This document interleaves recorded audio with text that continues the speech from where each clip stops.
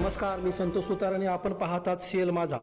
चंदगड तालुक्यातील नोकरी व व्यवसायाच्या निमित्तानं गोवा राज्यात स्थायिक झालेल्या नागरिकांनी छत्रपती शिवाजी महाराज यांची जयंती गोव्यातील कुठाळी इथं मोठ्या उत्साहात आणि जल्लोषात साजरी केली. शिवभक्तांच्या उपस्थितीत शिवजन्मोत्सवाचा कार्यक्रम थाटामाटात पार पडला. कार्यक्रमाची सुरुवात शिवप्रतिमेच्या पूजनानं व अभिवादनानं करण्यात आली. यानंतर विविध सांस्कृतिक कार्यक्रमांचं आयोजन करण्यात आलं होतं. लहान मुलांनी शिवरायांवरील देशभक्तीपर गीतांवर सादरीकरण केलं. तसेच काहींनी शिवचरित्रावर आधारित भाषणे करून उपस्थितांची मनं जिंकली. शिवरायांच्या पराक्रम, स्वराज्य स्थापनेचा इतिहास आणि त्यांच्या दूरदृष्टीपूर्ण नेतृत्वावर प्रबोधनपर मार्गदर्शन करण्यात आलं. या शिवजयंतीचे मुख्य आयोजक बळवंत पाटील यांनी आपल्या मनोगतात सांगितलं की शिवरायांचा खरा आणि प्रेरणादायी इतिहास पुढील पिढीपर्यंत पोहोचवणं ही आपली जबाबदारी आहे. आजच्या स्पर्धात्मक युगात आपल्या लहान मुलांना शिवरायांचे विचार, शौर्य आणि स्वाभिमान यांची ओळख करून देणं गरजेचं आहे. त्यातूनच देशभक्ती, शिस्त आणि स्वाभिमानाची जाणीव निर्माण होईल.